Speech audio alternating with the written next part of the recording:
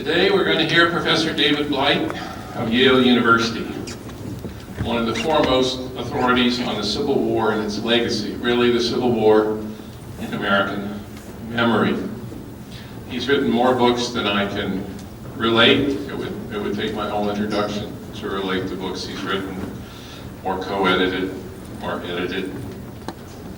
The one I remember most is Race and Reunion, the Civil War in American Memory, which came out in 2001, won just about every prize that historians could possibly win. The Civil War in American Memory, the way in which, after the Civil War, North and South healed, perhaps at the price of the former slaves for whom the war was supposedly fought. A beautiful and a painful book, which I recently reread and found just as rewarding now as it was when it first came out.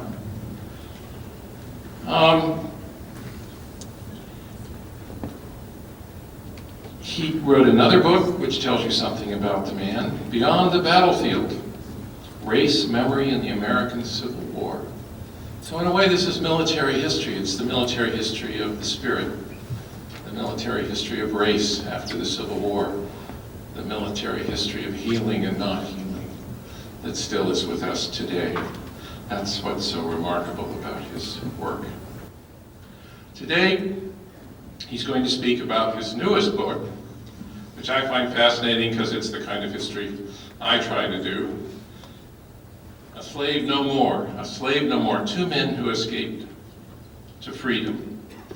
Let me read you what the New York Times says about this. This happens toward the end of the Civil War, when many slaves are trying to escape. Even before the Union armies come, they try to get away, to get to the Union armies, to get to freedom even then, and not to wait for it to come. New York Times, the chaos of Civil War meant only one thing to America's 4 million slaves: hope. With armies on the march and the old social order of the South crumbling, men like John Washington and Wallace Turnage, this is their story, seized the moment and made a break for freedom, issuing their own emancipation proclamations before the fact. They were the quiet heroes of a war within the war, a war to destroy slavery. They did. They destroyed slavery by themselves, didn't wait for it to destroy itself by other means.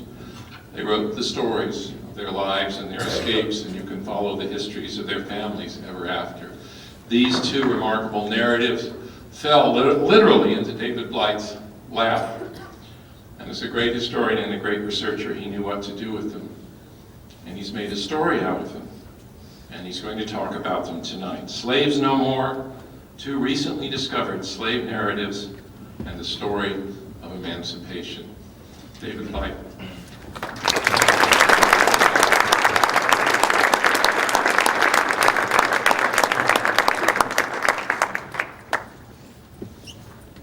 I just put my book in here and it fell through the crack. There it is, there. Okay. Sorry. Good evening. Thank you, Ken. Thank you all for coming out. This is a very big hall. I can't see the eyes of anyone beyond the first row, but I can tell you're out there, and I'm grateful that you came. On a Friday night, what are you doing here? The U of M basketball team played last night, I noticed that, so I didn't have that problem. I want to thank Richard Drake for inviting me for this.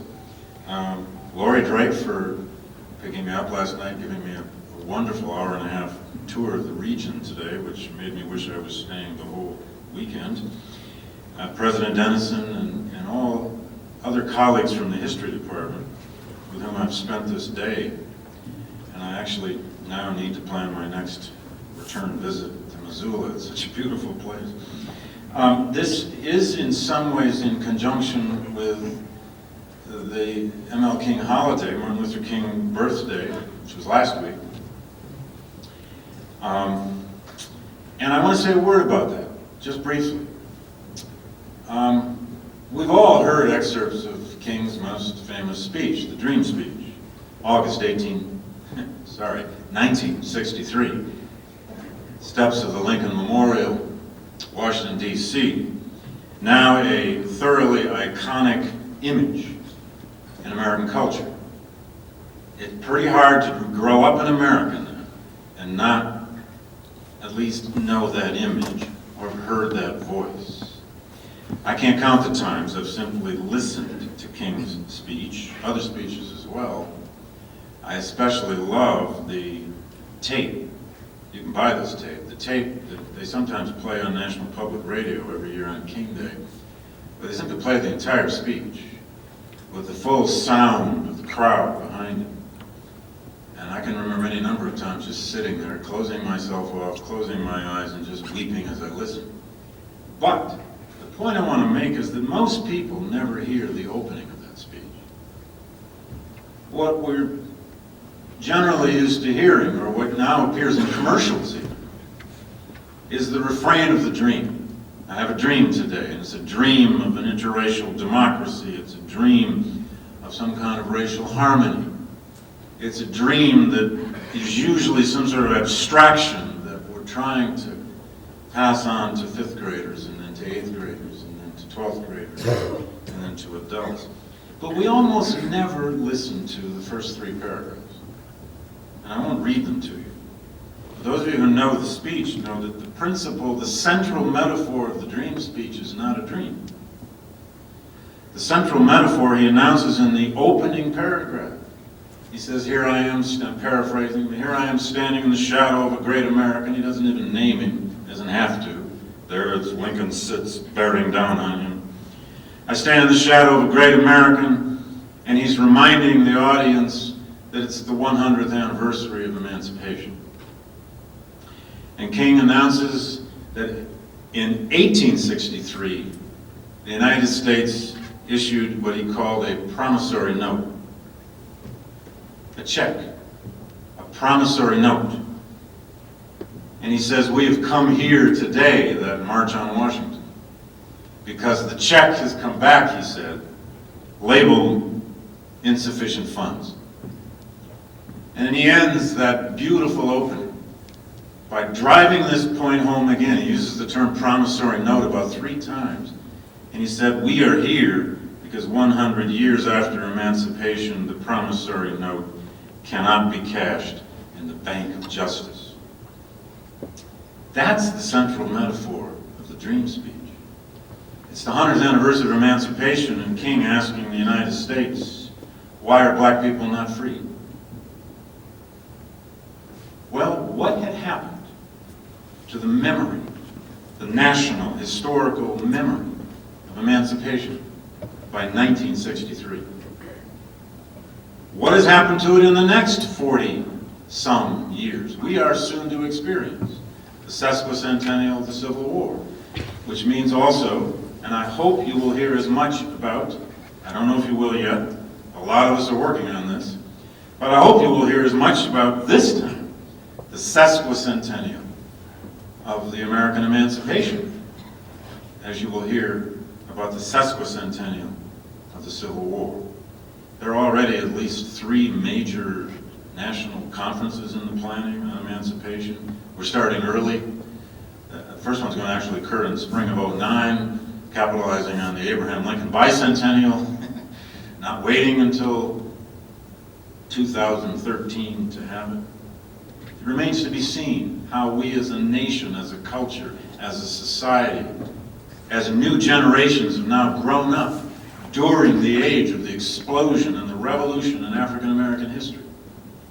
When African American history has in some ways redefined the center of what is American history, how will we at the 150th anniversary commemorate, remember, think about, assess the freedom of 4 million slaves in the bloodiest experience we've ever had?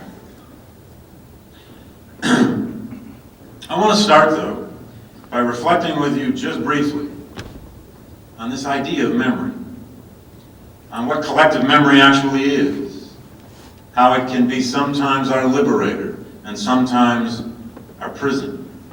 It can sometimes be our medicine. It can sometimes be our poison. Memory is sometimes that thing we don't know how to live with, but we also can't live without. And sometimes it's just that thing we avoid.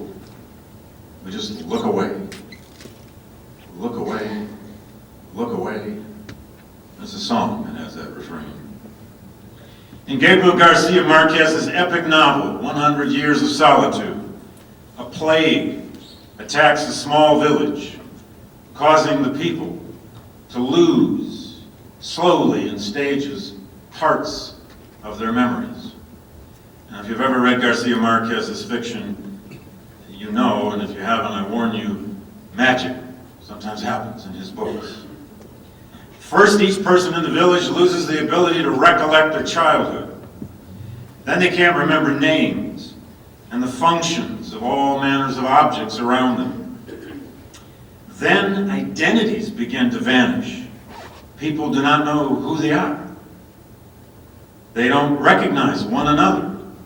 They're neighbors across a fence, but they don't know.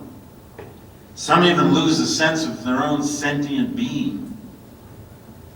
There's a silversmith in the town named Buendia, and Buendia gets terrified that he cannot remember the word for anvil, which is one of his most important tools in his job. He can't remember what to call it. And so Buendia begins to frantically place labels on everything in his house in the hope that he will not lose all of his memory. He starts labeling everything. Sound familiar? He labels animals and plants and furniture, the windows, a cow and a pig and a banana, everything.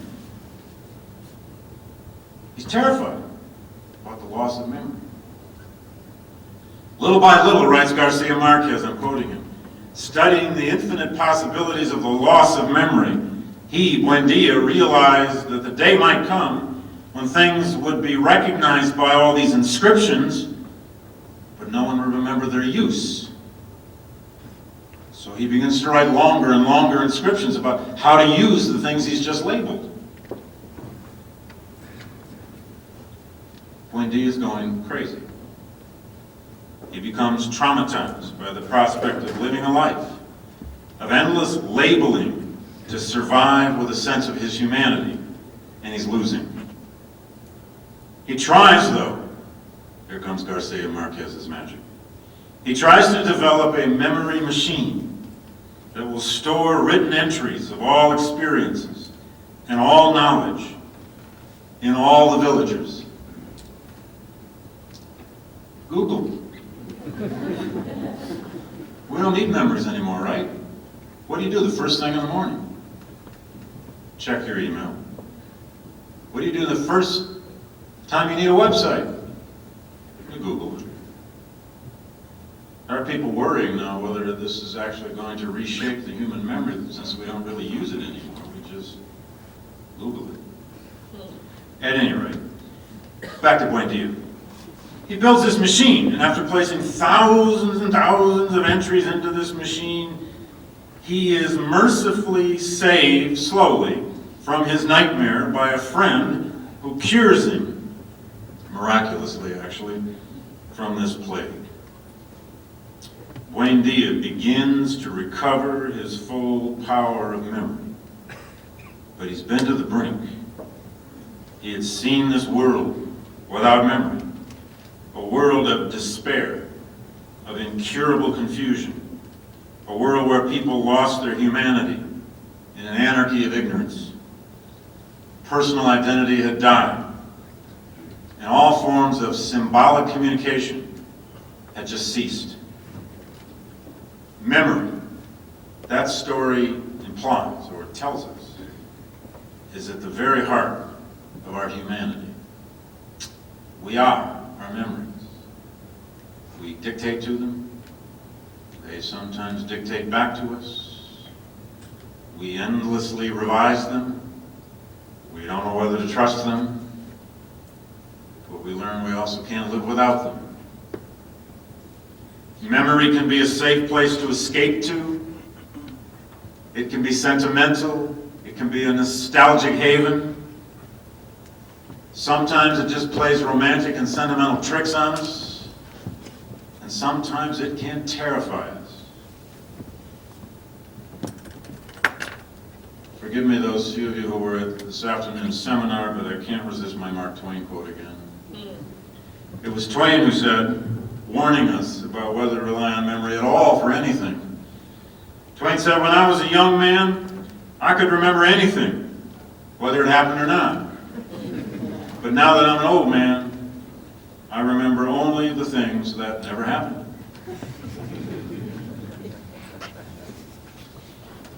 I'm a person who reads everything I can find about memory. It's driven me quite crazy, and it's rendered my own memory useless. I'm just one of those people who walks around with memory quotes in his head. But I recently read Günter Gratz's latest great memoir called Peeling the Onion. Günter Gratz, the great German novelist, recent Nobel Prize winner, who in this book, a memoir, revealed, confessed for the first time that he had joined the Waffen-SS as an 18-year-old in northern Germany in late 44, early 45, and that he had been in the Hitler Youth, this great modern post-World War II German writer who had viciously, angrily, for 2 generations, savaged German memory and his own nation's difficulties to face its past, was nevertheless finally telling us, well, yeah, I was 18 years old, I was pretty stupid, but I joined it too. But through all of that, he wrote what I still think is a flat-out brilliant memoir, and it has these kinds of passages. Memory, said Günter Grass, likes to play hide and seek. It likes to crawl away. It tends to hold forth, to dress up, often needlessly. Memory contradicts itself. Pedant that it is, it will have its way. Seems to me Gratz is trying to say again, you can ignore your past, you can ignore your memory, you can try to wash it away, you can try to erase it, you can walk around it, go under it and over it, and it'll probably come back and get you.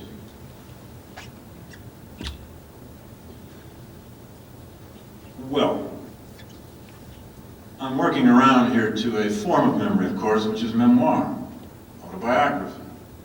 In this case, as we'll see in a minute or two, the autobiographies of 2 hitherto unknown, ordinary African-American former slaves who actually wrote their stories down, and they just appeared, or arrived, came to the fore only a few years ago. But why are we talking about slavery so much now in America? Or are we? I think we are. In some ways, much, much more than we ever have before. How and why in just the recent decade or so has slavery risen in the public consciousness of American culture? Be that in film, and there I mean largely documentary film, and there's been a great deal of documentary filmmaking about slavery, or in museum exhibitions, and it's been barely a decade, but we've had some extraordinary museum exhibitions around this country about slavery in recent times. But why? I sat down to try to construct my own. I'm a list maker too. I don't know about you. I can't function and think without lists. I made my own list of why and how slavery, the experience of slavery, the problem of slavery has risen in the national historical consciousness in just the last, let's say, decade or 2. 1, I'm just going to give you this list and then you can go add things to it or you can just throw this list away. 1, this has happened, I think, in an age when vast numbers of Americans want to believe, really do want to believe, that racism is over, that we've defeated it. It's a thing of the past. That white supremacy just doesn't have any purchase anymore. Ironically, somehow this belief, fraught with problems, of course, somehow this belief has nevertheless opened a space, I think, were therefore talking about slavery, learning about slavery, seeing slavery on the screen, seeing slavery on the walls of a museum exhibition, discussing it at the White House, is a public possibility where it wasn't before. Have we conquered racism in America? God knows we haven't. As all these idiotic news episodes have shown us, and they don't stop happening ever since Gina, or even before Gina, since. 2, in post-civil rights America, it seems we all now want to have been abolitionists. We all freed the slaves in America. We all want to have been on the right side, or so it seems. Everybody was in the Underground Railroad, in case you didn't know it. And there is an Underground Railroad depot in every town in Ohio. In fact, there are more Underground Railroad depots in Ohio than there are towns in Ohio. Just go check it out. Emancipation is in some ways now, to the extent Americans know the story, which isn't very deeply, I don't think, to the extent that we know the story, emancipation is now a great American triumph. We are the nation that freed its slaves.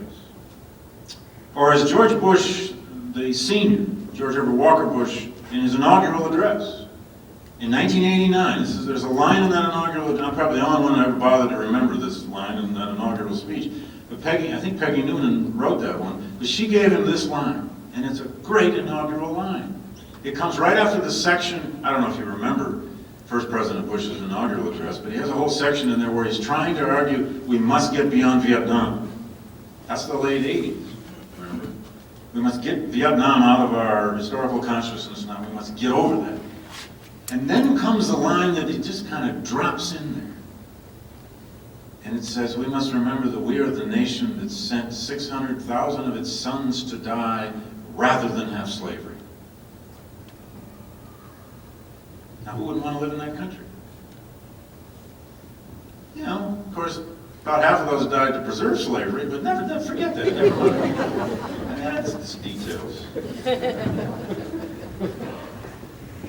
Everybody died to free the slaves.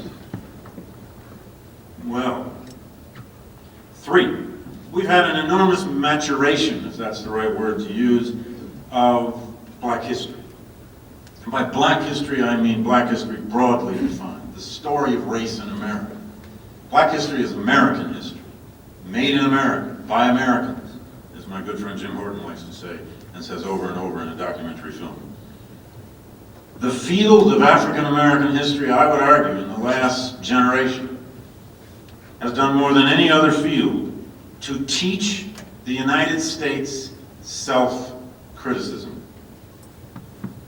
We've learned to look at our flaws, at our genius, at our triumphs, at our greatness, and at our tragedies, and our ugliness, and our violence, and our flaws, because we've looked more closely at the black experience. Richard Wright once said, black people in America are the thumbs sticking up through the Declaration of Independence. And there are 1,000 other metaphors like that in the works of black writers. It's been 40 and 50 years since the scholarly field, the modern scholarly field of the study of slavery was launched by Kenneth Stamp in the 50s and many, many other people in the 60s and 70s. Public memory always lags behind scholarship, as we know, but it no longer lags completely behind. 4, I think another reason slavery is part of our national discourse now, at least, is that black voices in narratives, especially the slave narratives, which I'll come back to in a moment, have finally entered a kind of broader mainstream education. We used to say they've entered the canon. I'm not sure we use that term that much anymore as a literary canon, but it is absolutely true now that Frederick Douglass's first autobiography, the narrative, written in 1845, is now widely taught all over America. I have an edition of it out.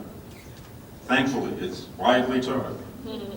Harriet Jacobs, the greatest of the women's slave narratives, published in 1860, Incidents in the Life of a Slave Girl, only recently came back into print about 25 years ago. is now widely taught, often in conjunction with Douglas's. Elano Equiano, the greatest of the 18th century slave narratives, the greatest British slave narrative, now widely taught on both sides of the Atlantic. 5, there is without question, and I think our interest in slavery fits here too, there's without question now an unprecedented, thriving audience for public history, for museum exhibitions, for historic sites. Historical tourism has never been thriving so much. Now, that doesn't mean that people are always going to the places with the greatest edification, perhaps, or the most important sites, perhaps. All of us could debate what that is, or which ones those are. But there's tremendous interest in historical films, documentaries, museums. And we've never lived in a time when so many school groups visit so many museums. 6, I think we've also undergone the Americanization of the slave as hero. It's not that many years ago, folks, some of us in this room can remember perhaps even being brought up on or educated to the extent we learned anything about slavery. Well, slaves were, first of all, nameless. They probably were contented. They only rarely, if at all, rebelled. And we weren't aware, if they had any at all, of any culture that they created. They were workers. They were people, but they couldn't be studied. There weren't really sources for them. But lo and behold, we've, of course, discovered there are an enormous array of sources for the lives of slaves, and we've been learning about that, ever since the anthropologists taught us how to do this, how to study folklore, how to study music, how to study folk tales, how to study burial practices and religion in particular. But if you think about it now, Harriet Tubman is a national American hero. That doesn't mean we know a lot about her, but she appears on billboards now, even without her name. That means you've arrived. That means, you're in the class now of Elvis, or Lincoln, or Michael Jordan. Jordan flying through the air. You don't get his name, he's just Jordan. Harriet Tubman now appears on billboards. It's Harriet. Whatever that's supposed to mean. I guess it's supposed to mean she's a hero and a runaway slave. Frederick Douglass is in some ways now, kind of exhibit A of poster child in classrooms. And I'm not being irreverent here. I'm glad Douglass is on posters in classrooms. Americans love, it turns out, we always have loved the story of not only escape, but we've always loved the story of transcendent survival against great odds. And lo and behold, when people started reading the slave narratives, what better stories of transcendent survival against great odds can you find than Douglass running away at age 20? Harriet Tubman not only running away, but going back 17 or 18 times and getting another 200 people out with her. Tell a 6th grade class the story of Harriet Tubman and lay it on them right, and they go home talking to their parents about Harriet Tubman. What could be more heroic? That's good, mostly. I worry about Aunt Harriet on billboards, though. What happens when you get on the billboard? 7, African Americans themselves. For African Americans themselves, a sufficient time has perhaps passed. Time passed since not just slavery, which is now 5 and 6 generations in the past, but time even since the Civil Rights Revolution. A change, a set of changes as transformative and transcendent in many ways as was emancipation, a second emancipation. But sufficient time, stability, security, and a sense of place in America may have happened for African Americans, such that they too are willing to look back think about slavery, talk about slavery, do the genealogy of their slave ancestors. Not an easy thing for some slave families. And 8, I would just say that, there's something human, not just American, there's something very human about a search for origins. We're fascinated with origins. Mark Bloch wrote a wonderful essay embedded in a book called The Craft of History once, where he wrote about what he called the idol of origins. How we have almost an instinctive need to know, where do we come from? Where does our story begin? Well, Americans are endlessly and eternally fascinated with our founding. Books on the Founding Fathers still sell better than anything. David McCullough has the largest audience of any historian alive. God bless him. I mean that, no envy there. David McCullough's a good writer. He's got another new book out on George Washington coming out soon. But we are fascinated with our origins. Well, it turns out that once we started to learn something about slavery, lo and behold, slavery was hugely important in our founding. And lo and behold, we began to learn that it was part of our national development. And then 9, I would simply add to this, that our interest in slavery, our ability to talk about it, do it on films, put it in museums, write textbooks on it, and even discuss the vexing, all but impossible issue of reparations is part of an international, not just American by any means, an international almost rage at the end of the 20th century and the beginning of this century for repair of the past.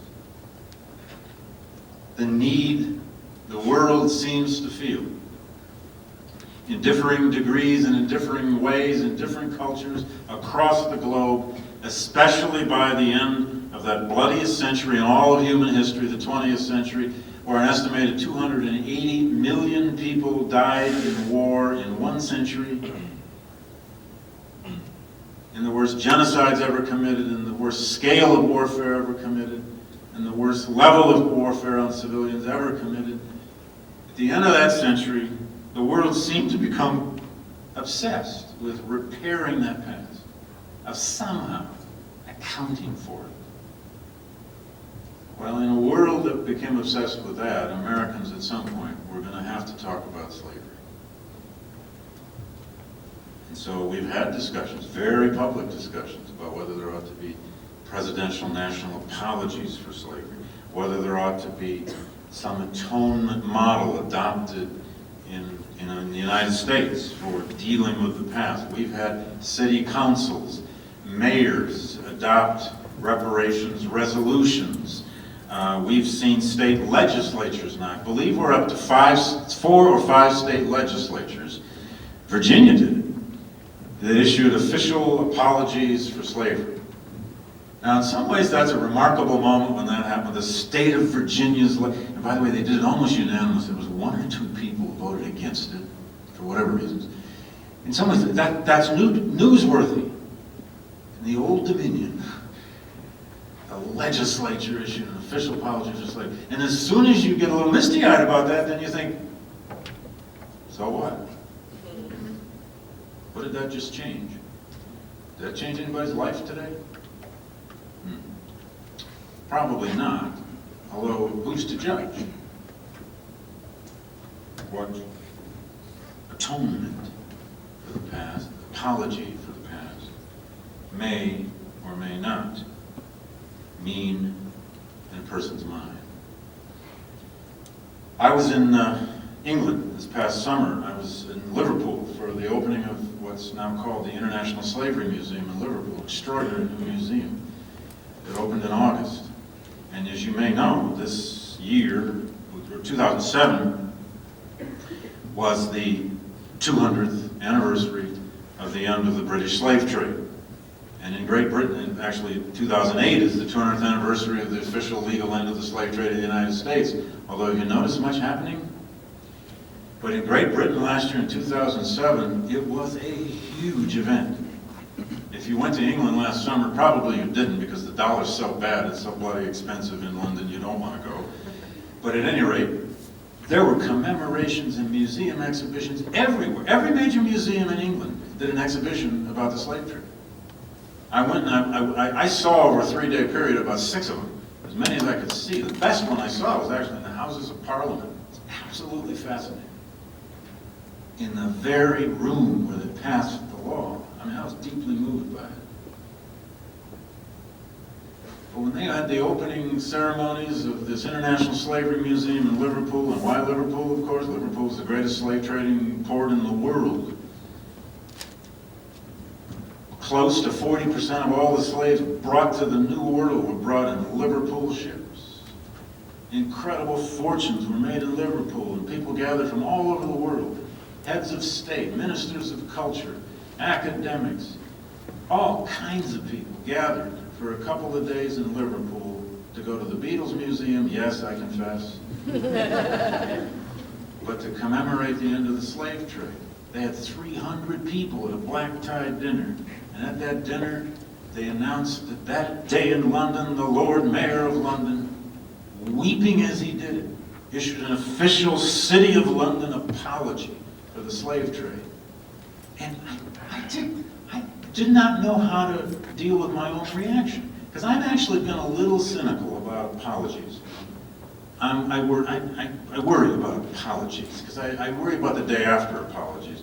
But here were 300 people in tuxedos and dresses, standing on their feet, cheering, because the Lord Mayor had issued an apology that day, and some of them were crying. It was a British thing. But it was also interesting. Well, what do we do with this story of emancipation? How shall we, will we, do we commemorate, remember? The promissory note. Let me go back to before I get to my 2 new slave narratives, I'll tell you what they said. There was a young black American educator, a brilliant young man who died way too young, named Joseph Price. He was born free. He was the founder of one of those black colleges created during Reconstruction and right after.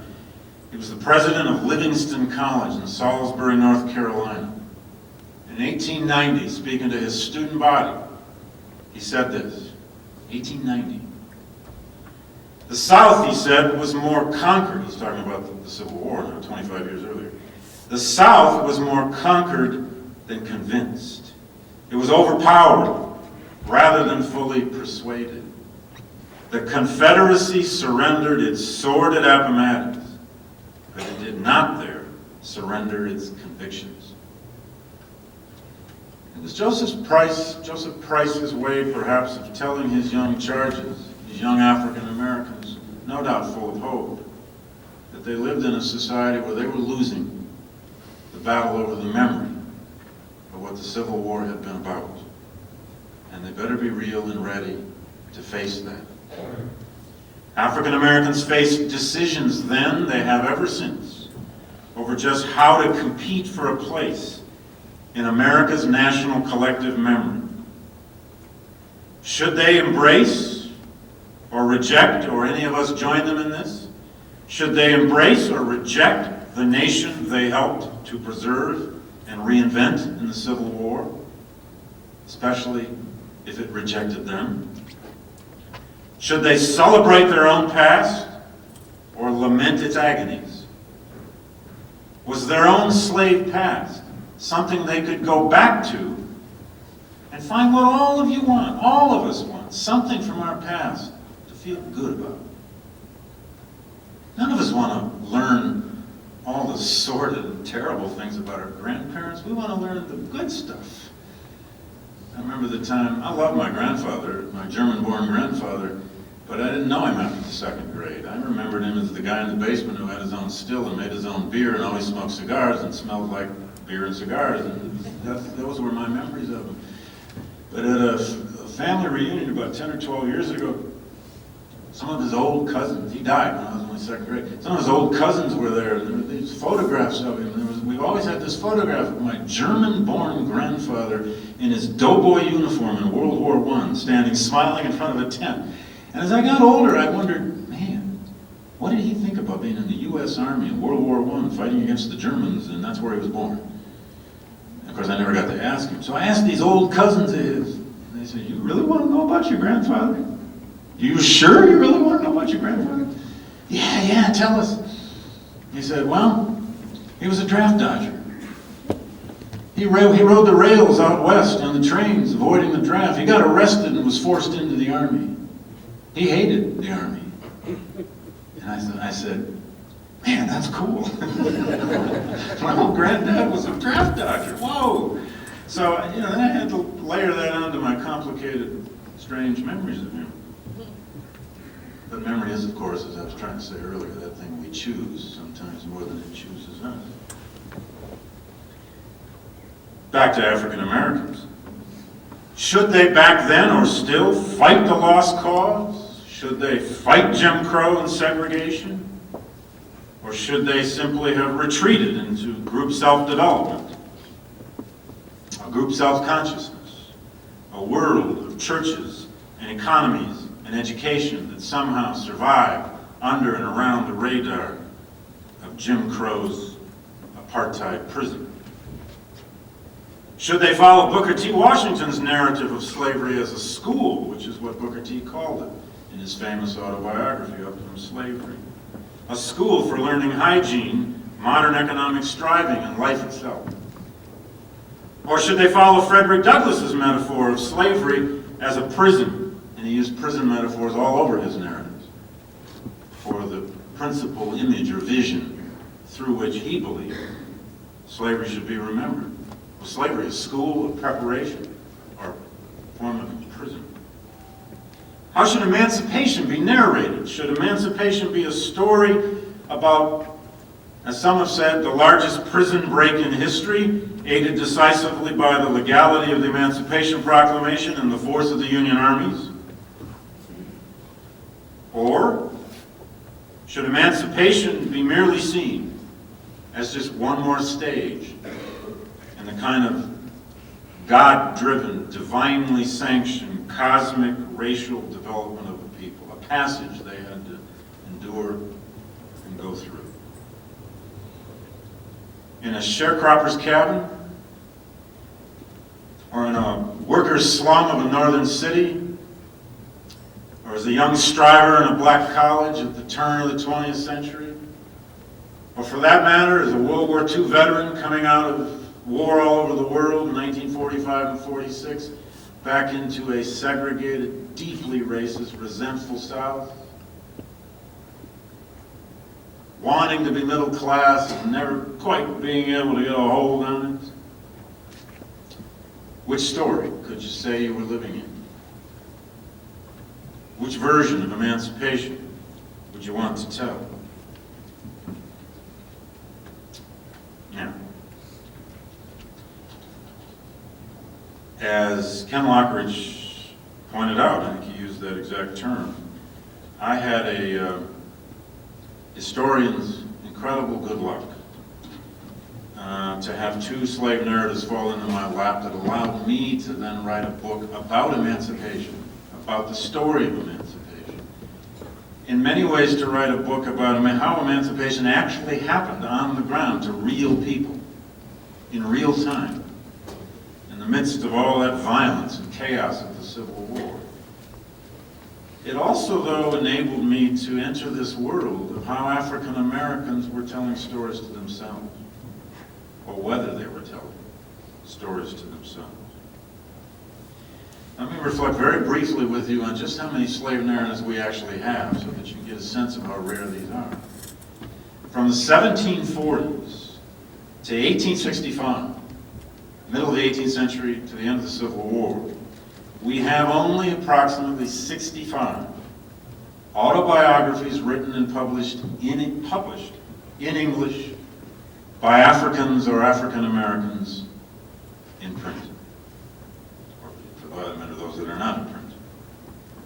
Now, this group, of course, includes the most famous ones: Frederick Douglass's narrative, Harriet Jacobs's narrative, William Wells Brown, Josiah Henson, Solomon Northrop. And as some of you who are literature students or scholars will know, the slave narratives by the 1840s and into the 1850s, some of them were bestsellers in the American North. Their readership was, of course, by and large, white Northerners and by and large white Northern women. They loved these stories of escape. They loved these pastoral stories of from there to here. When Douglass's narrative was published in 1845, he went through 30,000 copies in print in 5 years. He couldn't even keep it in print. 30,000 sales of a book in 5 years was a bestseller in the middle of the 19th century. And folks, it is virtually a bestseller even today. And I don't know what that says about readership today, but I'm not sure I want to know. Now, this first genre of slave narratives, the pre-Civil War slave narratives, are a different form than the ones we get after the war. They are stories of the contest of good and evil. They are all about the experience of slavery. Slavery shadows them with its darkness. They are very often about treatment. They're very often about the nature of the slave-master relationship and the psychology in that relationship. They also are stories of escape. They also have certain conventions. Almost all of them begin with the phrase, "I was born." And almost all of them have in the title, written by himself or written by herself, if indeed they were authentically written by that person. And that, of course, has everything to do with why and how, in the middle of the 19th century, the broad assumption out there was that black people didn't write. And so there was a necessity in publishing. In Douglass's case, 1845, the narrative of the life of Frederick Douglass, an American slave, written by himself. That was his title. Now, you and I would never put that on the title of anything today. We don't have to. They did, because the world assumed black people were people without letters, without literacy, and therefore without a story. Harriet Jacobs, Incidents in the Life of a Slave Girl by Harriet Jacobs, written by herself. That's the title. Now, after the Civil War, from 1865 to about the 1920s, when the last of American slaves began to die off, who wrote about their own lives, we only have about 55 autobiographies of one kind or another, some very short, some quite book-length long, published in English. That's it. What is that, 110 odd narratives. That post-war genre, the books written after emancipation, tend to be quite different. They tend to be spiritual autobiographies. Many of them are written by former slaves who became clergymen, and hence they take on the character of conversion narratives. Many of them have titles like From Slave Cabin to Pulpit. My favorite title among this genre, though, is the one entitled From Slavery to Affluence, which is a bit overstated. They were far more practical, much less romantic. Their subject was not the memory of slavery, nor even often so much the experience of slavery. These narratives were now stories of success. They were stories of becoming something else. Yeah, I was born a slave, I lived here, I was owned by so-and-so, I escaped there, and now for the 90% of the rest of the book, let me tell you all the wonderful things I've done since. They're progress stories. They're American. They're Horatio Alger-esque. And the greatest of these, of course, widest selling slave narrative, well, I think Douglass has surpassed him now, but the widest selling slave narrative ever until probably 10 years ago was Booker T. Washington's Up From Slavery, published in 1901. Booker T. was born a slave after all. He was 5 years old at the time of emancipation. It is into this second category of post-emancipation slave narratives that these two new stories, the narratives of John Washington and Wallace Turnage, fit. And what makes them so extraordinary, many things do, but the thing that first made them extraordinary to me is that they were never published. Neither man, so far as I can tell, ever tried to get them published. They arrived in my lap utterly raw, unedited, unfiltered by any kind of publication process. They arrived in my lap in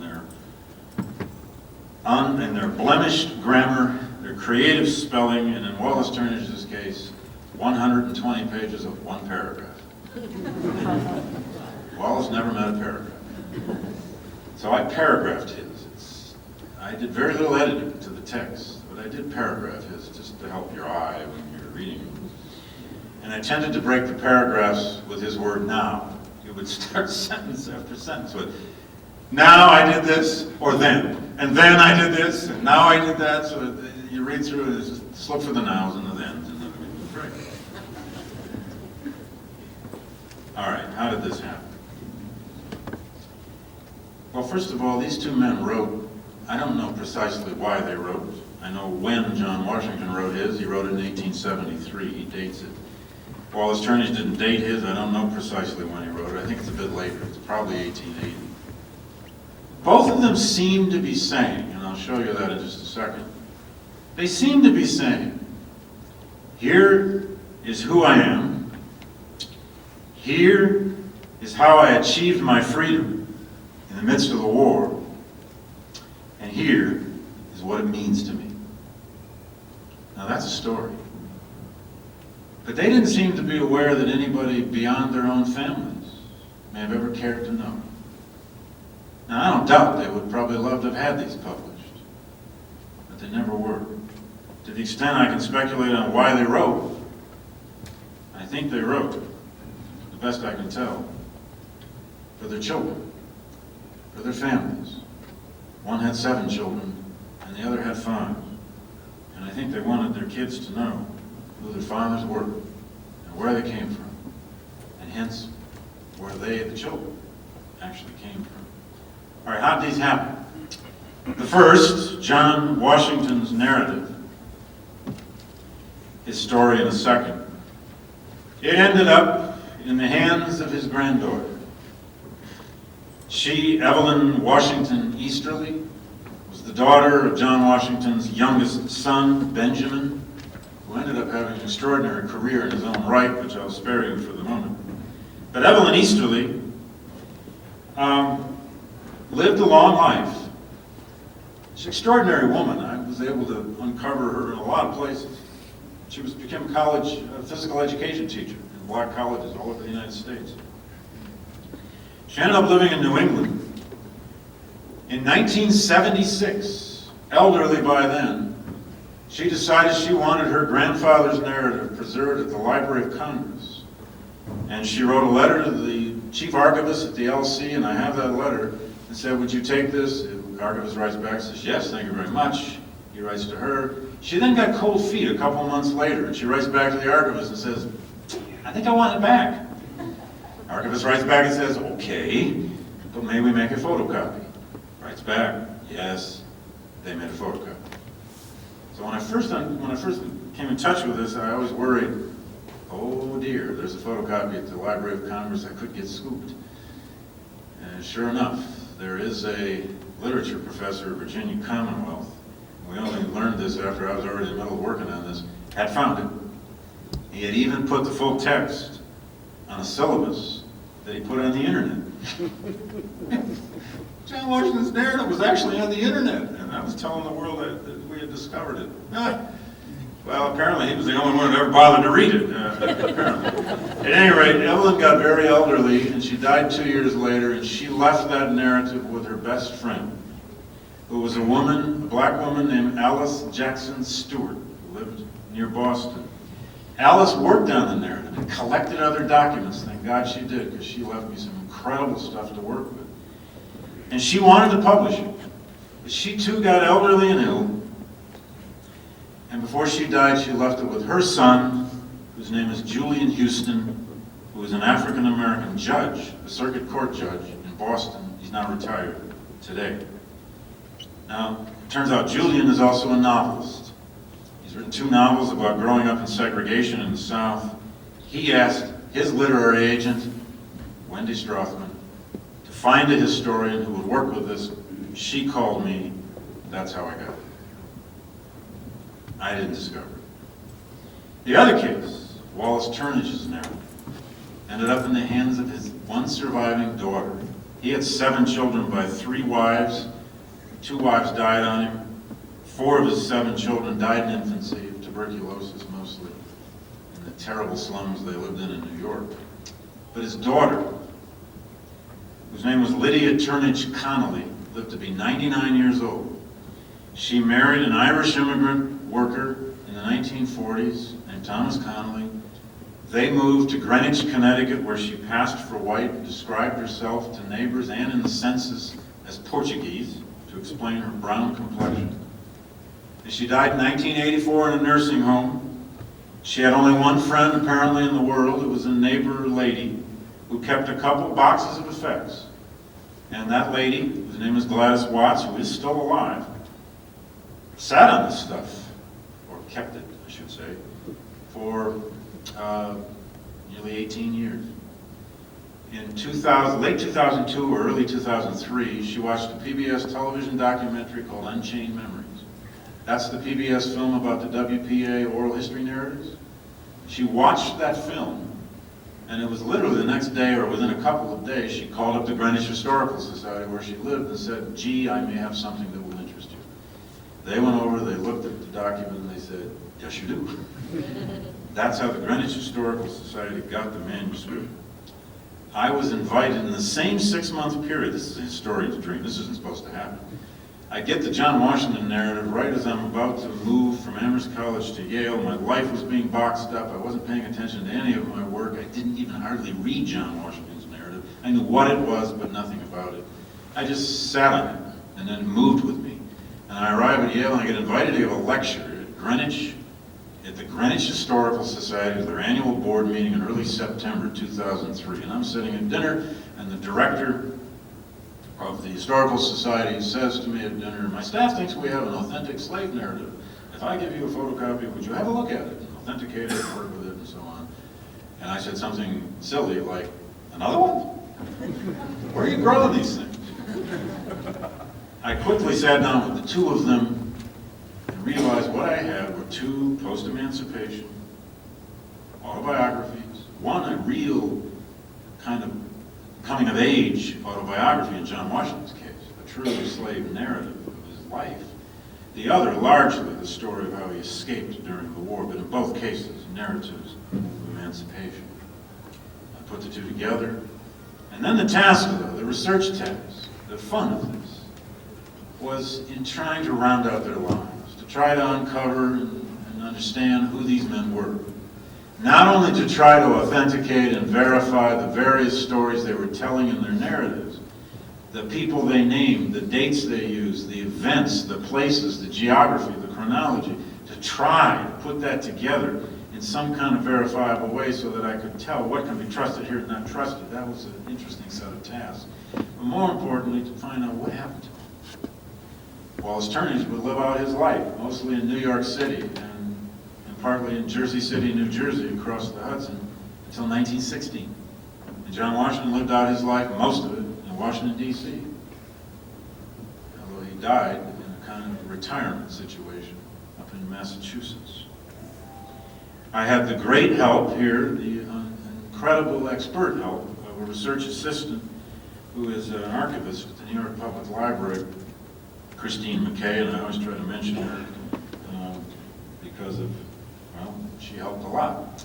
She's a brilliant genealogist, and she taught me how to do genealogy.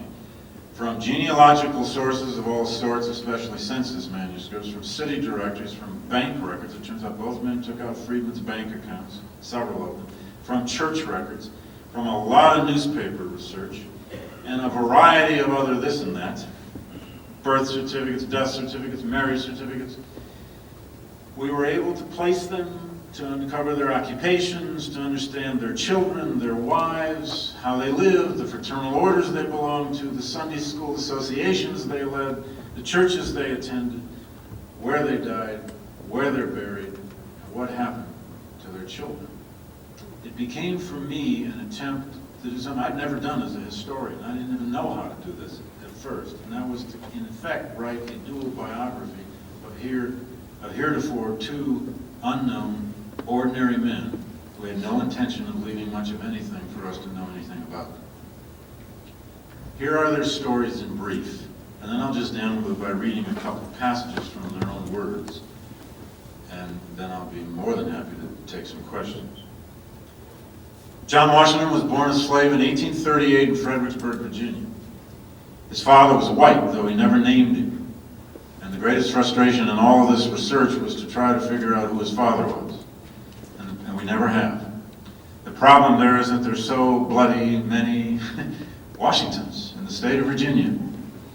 Believe me, there are lots of them, especially in that county around Fredericksburg, which is where George Washington's wife Martha came from. At one point, we had a Washington cousin who became a principal candidate for being John's father. And I thought, oh, he's related to George Washington. Won't this be cool? And then it fell apart. I'm a historian, can't make it up. He never named his father. If he knew, he didn't tell us. His mother was a slave woman named Sarah, later Sarah Tucker, who was literate, because John tells us he learned his alphabet and his letters first from his mother, which is quite extraordinary. He also had some tutoring from a white minister named Reverend Walker, and also from an uncle, his mother's brother. He grows up in a city. He was an urban slave, and that made all the difference in his story. He had certain privileges, certain freedom of movement. He was hired out some 5 times, especially when he reached teenage years. He was hired out to a family for a year as a kind of domestic jack of all trades. He was hired out to a tobacco factory in Fredericksburg for a full year. Part of that building is still there. And he actually liked that job because he sort of thrived, he said, on the routine of it. It was a lot of hours, and it was dirty where they were twisting tobacco all day long. But every day that he could work an extra 2 hours, if he worked overtime, he got to keep that money. He also said, for the first time, he heard black work songs. The workers would sing rhythms that he'd never heard before.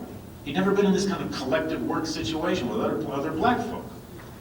And he kind of loved working there. He may have loved the routine because his life under Mrs. Tolliver, his owner, as a child and into his early teen years, was miserable. It was a kind of psychological slavery. He has these wonderful images in the narrative that he converts into metaphors of freedom and slavery, where he describes how Mrs. Tolliver, when he was 10 and 11 and 12, would make him sit all day on a stool where she could see him in the house. And when she moved around, she would make him move and sit on the stool. Move again, sit on the stool. Always at her beck and call, day in and day out. One day he's looking out the window on a day in April, and the birds are singing, and the birds and bees are going on, and his friends are playing and swimming down in the Rappahannock River, and he smells the flowers, and he says, that is freedom, and I on my stool am slavery. For him, it's a kind of expression of a psychological slavery. John Washington was never beaten or physically mistreated in any way that he recollected. He also got involved in church, the African Baptist Church, which is still there in Fredericksburg. We held a special event there just recently, which was extraordinary. He fell in love. He fell crazy in love with his childhood sweetheart, a young free black girl named Annie Gordon. And there's some documents that survive from John Washington that are truly, they may be unprecedented in the history of slave documents. One of his love letters to Annie survives. And he no doubt wrote lots of them, because he actually refers to previous letters. There's a 3-page love letter he writes when he's 18 and she's about 15. I love you, I can't stand to be without you, I saw you with so-and-so, it goes on and on. It could have been written last night. It's a late teenager's love letter. And it shows us this world. He may have been a slave, but the oldest things in humanity still go on. He also kept a diary, and fragments of the diary have survived. Frustratingly, they're only fragments. I have about 18 or 19 pages. Most of the diary fragments that survive are a diary of his courtship of Annie. She loves me not, I saw her with so-and-so, it goes on and on and on. I don't know what I'm going to do with those yet. I haven't decided whether to publish those in fragment forms because I'm actually hoping to find more portions of it. At any rate, he finally escaped when the Civil War came. John was skilled, he was highly valued, he was talented, he was literate, and he was light-skinned, all of which were advantages. He escaped at the first arrival of the Union Army in April 1862 along the Rappahannock River. At that moment, he was hired out to a hotel in Fredericksburg, a hotel called the Shakespeare. I kid you not, he didn't make that up. His job at the Shakespeare, showing how valued he was almost like an assistant manager, and he got to keep part of the money he would earn there, whereas his mistress would get most of it. And he describes a scene, two scenes. One scene has Mrs. Tolliver, his mistress, you guessed it, packing the silver, because the Yankees are coming. And she's packing the boxes, packing the silver and the dishes, and she says to John, "Now, John, you'll be with us tomorrow. We're leaving tomorrow, John. We gotta evacuate. You'll be with us." And he says something, "Oh, yes, Mrs., I'll be with you." And then the next scene, in effect, actually it's maybe two scenes later, he's back at the Shakespeare. It's the next day. And he says all the white guests are fleeing. The streets are full of the white people. They're all evacuating the town. The Yankees are on the other side of the river. And he describes how the owner of the hotel gives him a wad of cash to pay off the help. And then he says, "John, do what you got to do." And John describes taking about a dozen of the black workers, most of whom were probably slaves like him, hired out, up on the roof of the hotel, where they can see across the river and see what he described as the gleam of the Yankees' bayonets. And then he brings them all back down into the kitchen, and he pours a round of drinks. He gives them their pay, and he pours a round of drinks, and he holds a toast. And the toast was to the Yankees. And then he says to his fellow workers, "Get out of here," in effect. And he says, "Don't get too far from the Yankees." And then John simply walked down to the river with his cousin. He witnessed the surrender of the city of Fredericksburg, and then he walked about 1 mile upriver, and he said, "I crossed the river at Ficklin's Mill," and these old stone ruins of Ficklin's Mill are still there, so I know exactly where he crossed the river. And he crossed the river, and that night he slept in the camp of the 30th New York Regiment. The officer of that regiment, his name was Ladd, L-A-D-D, Colonel Ladd, freed John. He said, on the legal sanction of the law just passed 48 hours earlier by the U.S. Congress ending slavery in the District of Columbia. He had no legal, this is still only 1862, the Emancipation Proclamation. It hasn't happened yet. It's quite a ways down the road yet. But as legal sanction to free John, he said, "Well, they're freeing the slaves in the District of Columbia, so in effect," he says, "I guess I can free you." And they actually asked him, they said, would you like to be free? And he has this wonderful exchange. He says, "Yes!" With exclamation marks. He said, "They asked me," That night he slept in a bed, actually, in a free black woman's house in Falmouth, Virginia. He spent the rest of that summer, 1862, and a large portion of his narrative telling this, as a campaign, kind of a servant and a guide for the Union Army all over northern Virginia, especially during the horrible Second Manassas campaign of July and August 1862. He dates the day that he finally escaped into Washington, D.C. as part of that first wave of freedmen out of Virginia into Washington as September 1st.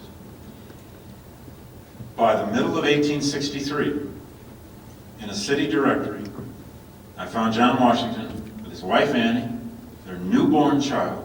He married Annie, by the way, in the African Baptist Church in January 1862. His mother Sarah, and how he got her out, she was actually at that point living in Stanton, Virginia, over in the valley, and his 68-year-old grandmother Molly are all there with him.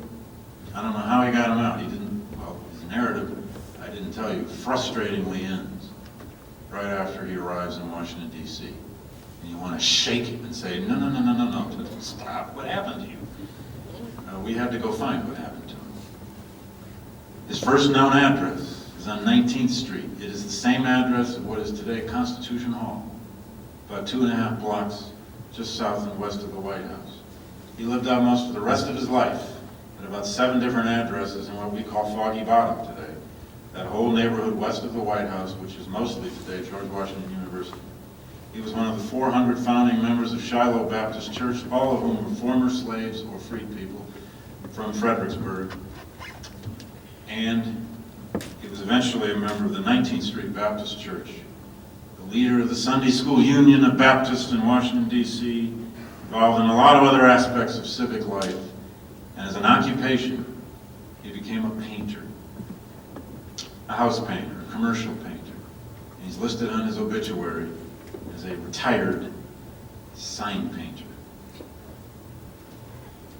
Wallace Turnage was born a slave on a small tobacco farm near Snow Hill, Greene County, North Carolina in 1846. About 8 years younger than John Washington. His father was a white man, also. He knew exactly who his father was. His father's name was Sylvester Brown Turnage. His father was the stepson of his mistress, his owner. And he put his father's name on every document the rest of his life, as though he was trying to say, I know who he was. I'm fingering him. Every chance he's on every affidavit, every bank record, every certificate, everything. Sylvester Brown Turnage. It's not likely he knew his father. It's not likely he ever saw him after he was 3 or 4 years old, because I discovered that Sylvester Brown Turnage left that county and moved away when Wallace was about 4. He was sold by his indebted owner in the winter of 1860 at age 14 for $1,000 to a Richmond, Virginia slave trader named Hector Davis. He names the slave trader. That was helpful, because Hector Davis kept some extraordinary records. Hector Davis was one of the richest domestic slave traders in the United States. He owned a 2-story, almost 3-story slave auction house jail in Richmond at 14th and Franklin Streets, about 2 blocks down from the Virginia State Capitol.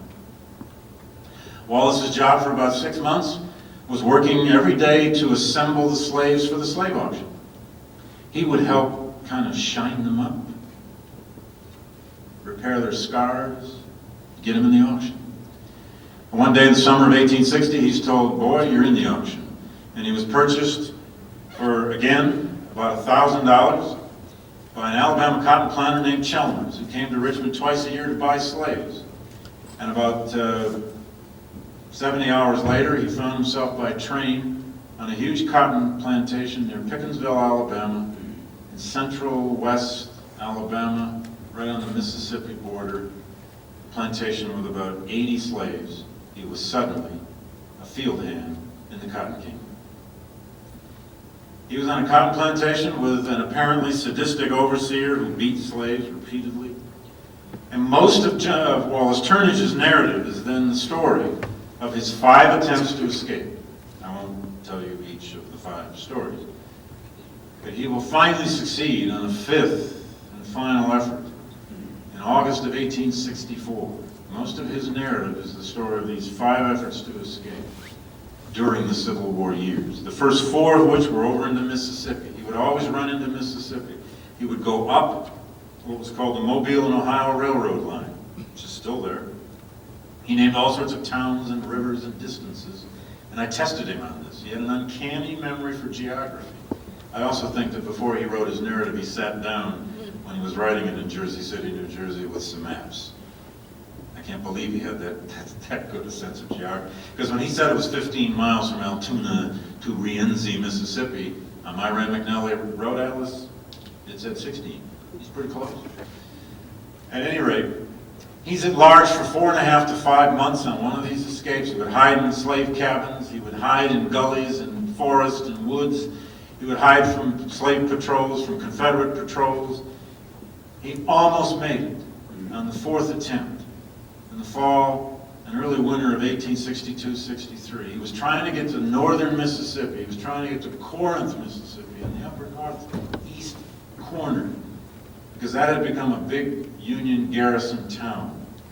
It also had the largest contraband camp anywhere in the South, and he would have known that. He got close.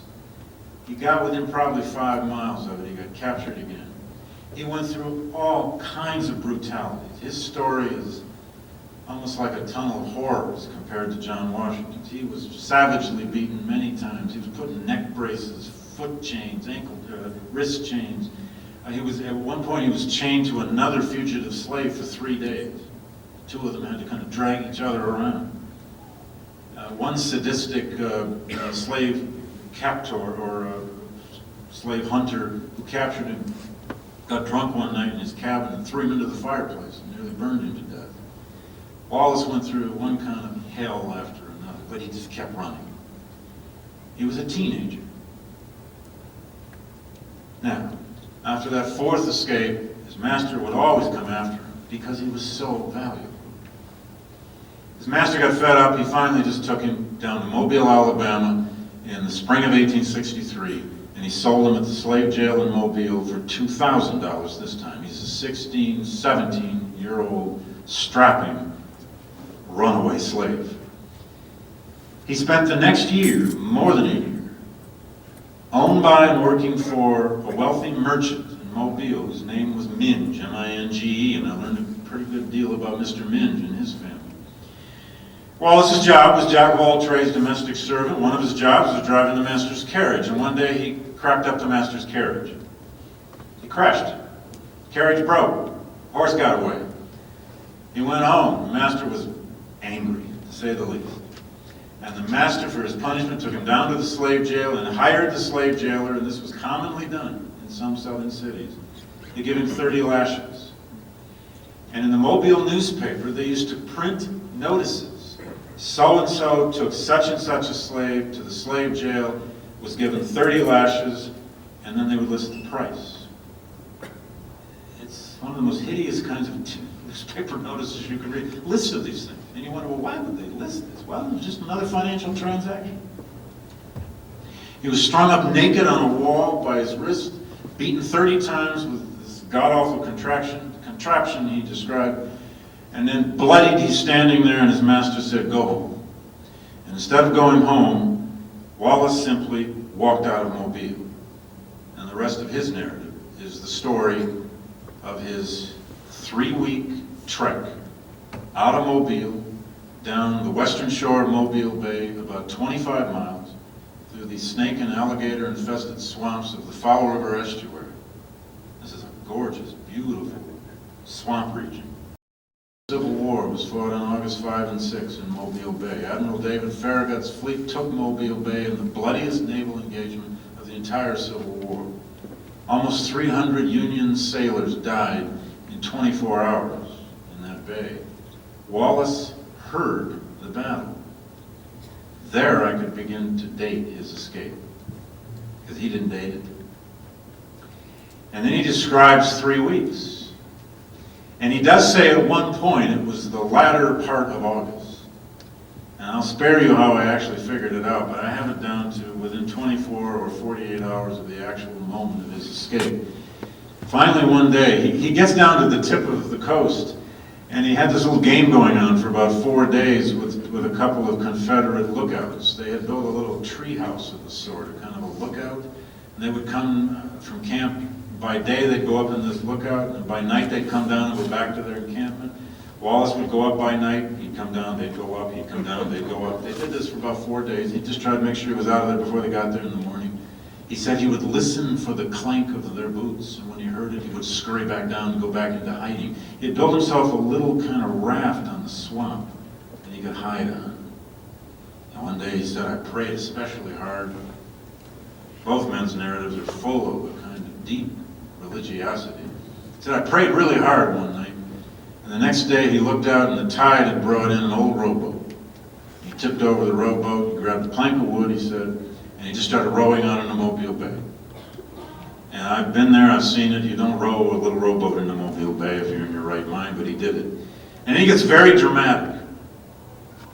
Just as John Washington gets very dramatic at that moment of his escape, especially that Shakespeare hotel scene, and you almost feel it on the page, Wallace gets very dramatic in his prose.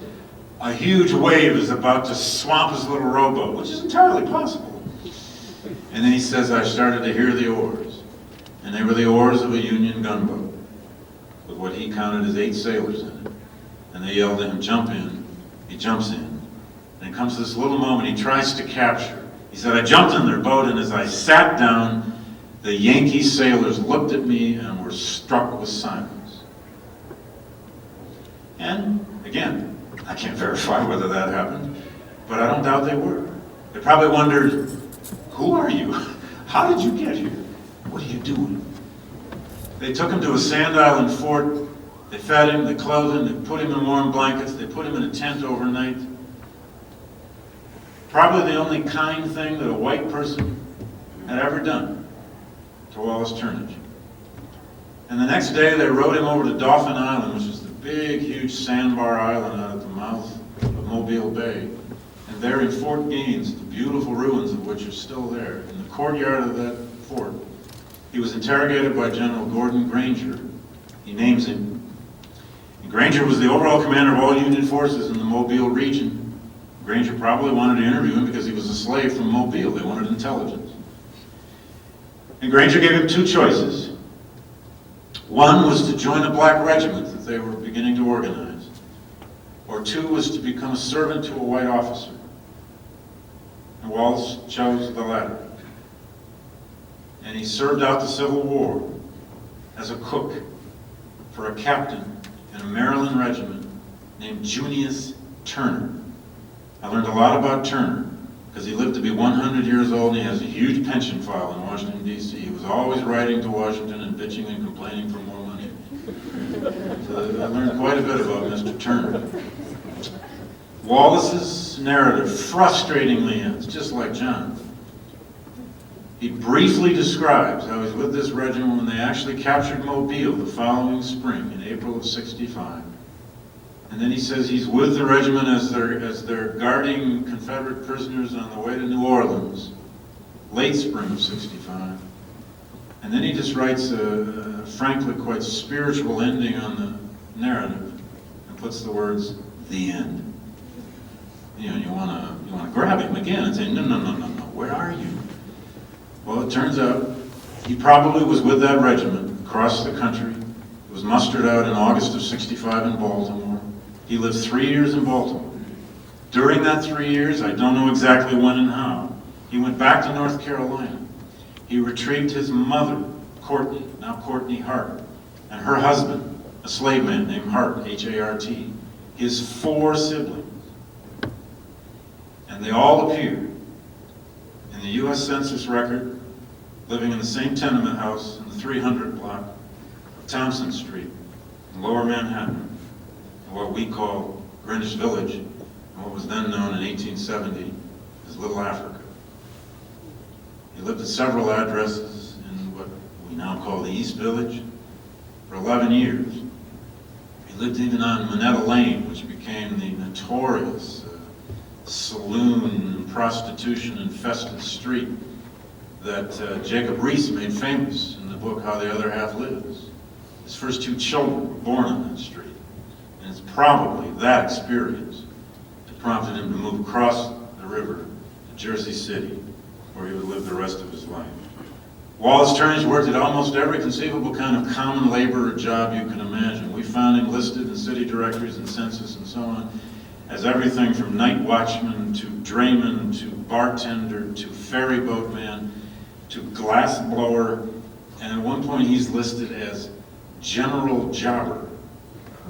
Now I didn't know what that meant. And last year I was on a sabbatical leave at New York Public Library writing this book, and so I asked around all the smart people at the New York Public Library, anybody know what a general jobber was in the 19th century? And the consensus was that a general jobber was the guy on the street who buys things from other people on the street and then sells them to other people on the street.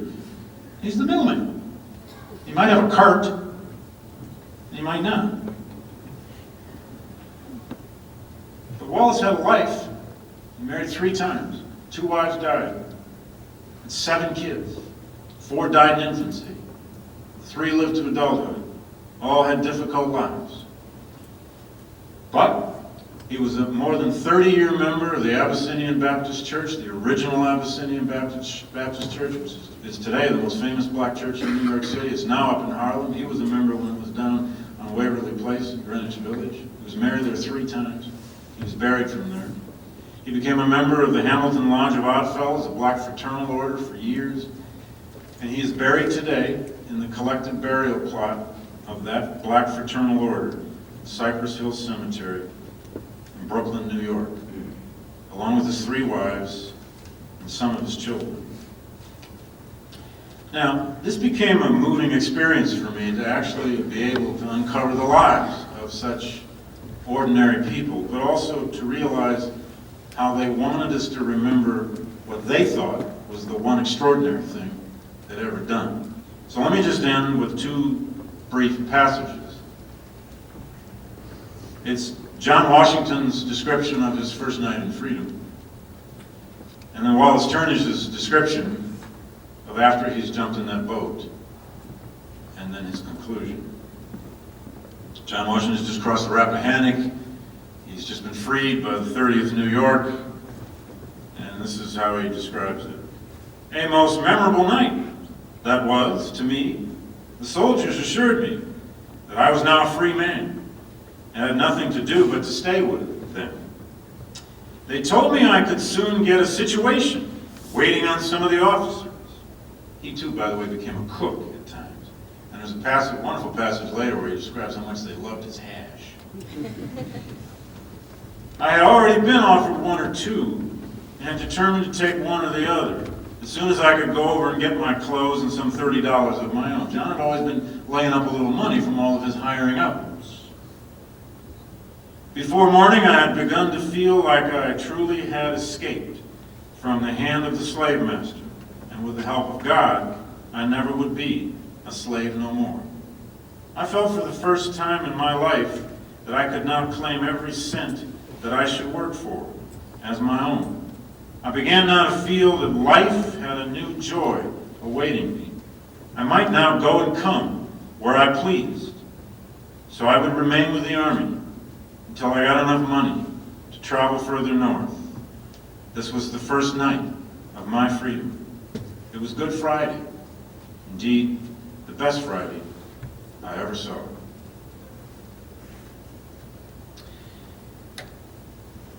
There's some incredible passages of Wallace Turnage describing his traversing of the Fall River estuary, but I'll leave that to your own reading. Here are two of the last three paragraphs of Turnage's narrative. Again, the way he ends it, you want him to go on, but this is how he ended it. He's just jumped into the boat with the Yankee sailors, and now I pick it up. After pulling about a half an hour, we arrived at the fort. After we arrived at the fort, the captain asked me no more questions at all. His men took me to their tents, and he gave me attention and all that I wanted, and I stayed on Fort Powell all night. The next morning, I was up early, and I took a look at the rebels' country with a thankful heart. He's looking back now at the tip of the land at the mouth of Mobile Bay where he's just escaped from. I took a look at the rebels' country with a thankful heart to think that I had made my escape with safety after such a long struggle, and had obtained that freedom which I desired so long. I now dreaded the gun and the handcuffs and the pistols no more, nor the blowing of horns and the running of hounds, nor the threats of death from the rebels' authority.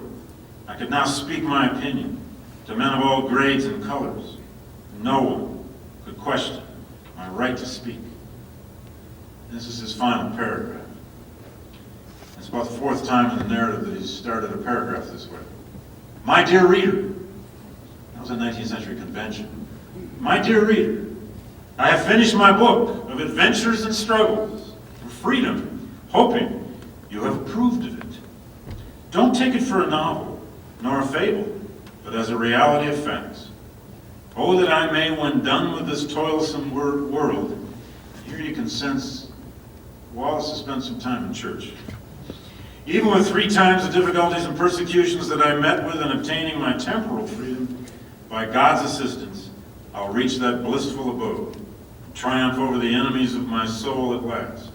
That will be a day of joy to me, which no tongue can express, for I will then be free indeed. Moreover, my book is to show the goodness of God to me for his own sake, for his son's sake. When I prayed to him for my soul's freedom, he, for Christ's sake, freed my soul from the gall of bitterness and the bond of iniquity, and he will not deliver me only, but everyone that believeth in him, and everyone that trusteth in him. My reader, I will now leave my book to your judgment. The end.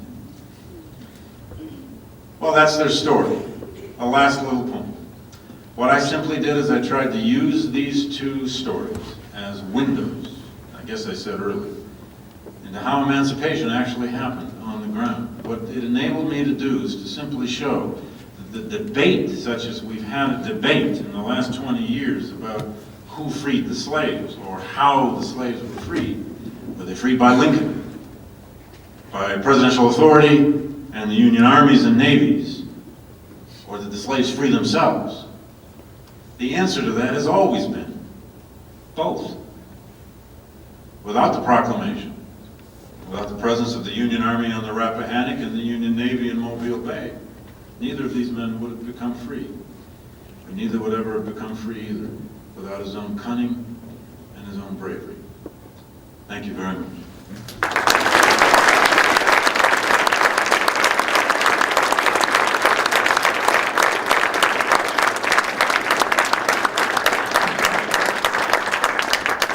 David Blight has agreed to answer your questions as best he can. If you just come up to one of these two microphones and speak directly into it so everyone can hear you. Let's have some questions, and after that, a book signing in the hall. I really welcome your questions. I thank you for your patience. The fact that you have to walk all the way up here to ask a question means some of you probably won't do it, but please don't be afraid. Yes, sir. You said that some of the slave narratives indicated that they had been written by the former Yes. slave herself or himself. There's a horrifying footnote in an essay by the 18th century Scottish philosopher David Hume, in which he mentions that he's heard a report of an educated black person, but he thinks that that person must probably be like a parrot. I'm wondering, what should educated white Americans or British people have known about the potential intellectual capacities of black people? A good and fair question. What should they have known or could they have known? Not a great deal, I suppose, is the answer. One way of thinking about this, sir, is that take one of the greatest works of the history of philosophy, or the philosophy of history, Hegel. In Hegel's philosophy of history, which I always tell my students you should read in spite of what I'm about to say, he passes by Africa. Hegel's theory of history, of course, is that history is happening and developing toward Europe, toward Germany. But when he gets to Africa, he handles Africa in that long book in about 2 paragraphs, and he says essentially, Africans are people without written language. They are therefore a people without a past. The general overall assumption and understanding in the West, let's say the Anglo-American world of the late 18th and early 19th century into the middle of the 19th century is that African peoples were essentially illiterate and therefore without a history that was knowable. So why do all these slave narratives have written by himself or herself on it? That's where this begins. Now, what the average educated white Briton or American might have known, though, is different, I think, on the two sides of the ocean to some extent. Equiano was a public figure in Britain by the 1880s. By the time his narrative was published in England in 1886 or 7, and Equiano had become very much part of the public debate, the long public debate over the end of the slave trade, which didn't happen until 1808. He was a major public figure. So readers, educated people knew there was an Equiano. But of course, the fact that there was an Equiano in England, and eventually a Douglas, this genius Douglas, who a lot of people had suspicions about whether he could really be who he said he was, which was one of the reasons he wrote his narrative. One, he wrote it because there were so many people saying you can't be who you are. You're just too gifted, you're just too smart, you use the language so well. They also could easily be interpreted as the exception that proved the rule. The inferiority of black people only seemed to many ways that much more apparent, they would say, by the example of this very special Frederick Douglass. After all, how many of them can there be? Now, I'd say one other thing about that. This is a complicated, vexing question, because African Americans, among their own leadership, before there was a Frederick Douglass, Douglass isn't a public figure until 1842, 3, 4, 5. African American leadership in northern cities, those who created the first black newspaper in 1827, those who created the black convention movement in the 1830s, and other black newspapers in the 1840s, they came to really put their faith in this idea that I think is at the heart of your question, that if they demonstrated their intelligence, their institution building, their prowess in business, if they could, the more they could create a school, the more they could demonstrate their viability as citizens, the more racism would erode. And they would eventually be accepted. It became known at times then, and we've called it as scholars since, the self-improvement formula. If you demonstrate your self-improvement, then racism will erode. Right-thinking white people, good white people, will begin to accept you. And down the road, at least for your children, might be real equality, might be real citizenship. The truth was, of course, educated black people could be more threatening than uneducated black people to vast parts of the white American society of the middle of the 19th century, as deeply steeped in theories and practices of white supremacy as they were. But it is a good question. I mean, how much did white people grow up knowing about black people? Next to nothing, except an array of what we might call exotic stereotypes about music, or about physical capacities, or about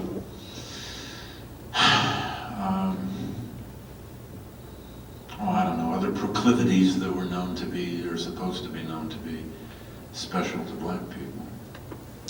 And we also have to, we have to understand that the racist parody of blacks, which begins especially in minstrelsy in the 1830s, and in cartooning, this isn't turn of the 20th century stuff. This stuff all began back in the 1820s, 30s, and 40s.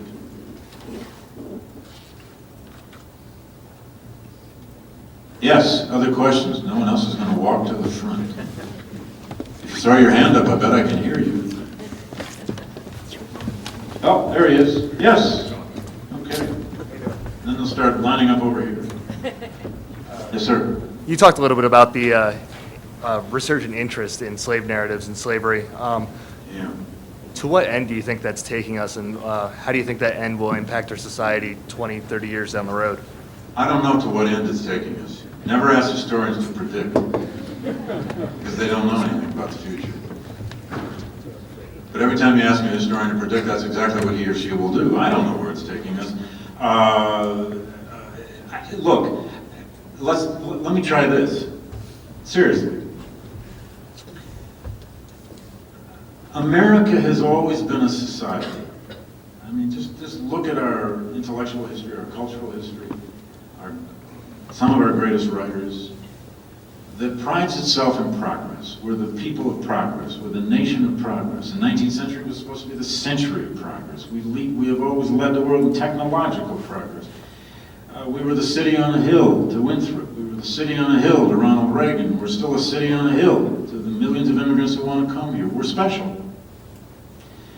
We've always believed we're somehow a people of a special destiny. Now, we don't all believe that on the same level. Now, I happen to think that what Americans mostly need from their history is often a strong dose of a sense of tragedy, of realizing that our past can sometimes surprise us. It has sometimes as much tragedy as it does progress. It has lots of triumph. It has lots of despair as well. The mistake is to not look for both of them and tell both stories. Now, whether our new consciousness about slavery, about black history, about being able to look at the past, or even to think about and talk about repair of that past, is really progress, I'm not really prepared to say. Sometimes it ends us up in cul-de-sacs of nonsense. We sometimes end up in cul-de-sacs of nothing but identity politics. And then sometimes our identity politics slips over into our real politics. I think it just did last week, didn't it? Having said all of that, I practically weep when I look up there on the stage and saw that debate the other night with a white woman, a black man, and a white son of the South debating who will be the next president of the United States, and one of them has a pretty decent chance of doing it. And I have to admit to myself, tragic vision as I have of American history, dour as I am, man, that's progress. And if we hadn't been teaching this nation something about its racial history, and it hadn't learned something, could a Barack Obama even be possible? I don't know. I mean, I'm not prepared to stand here and say, you know, historians made this possible. That's nonsense. Historians write about the past. They're not supposed to make it. And they don't. I think you got to be prepared to call progress what it really is, but be wary of it when it's all that people really want. But I would say this too. Every time I hear people say, oh God, another film on slavery, or oh, do they have to read Douglas's slave narrative in that Teachers Institute next summer? I just always remember how many millions and millions of Americans still don't know anything about this story. And I encounter that all the time by the kinds of questions that I sometimes get, especially on the radio. Let's thank our guest, David Blight. Thank you all for coming. We'll be here this time.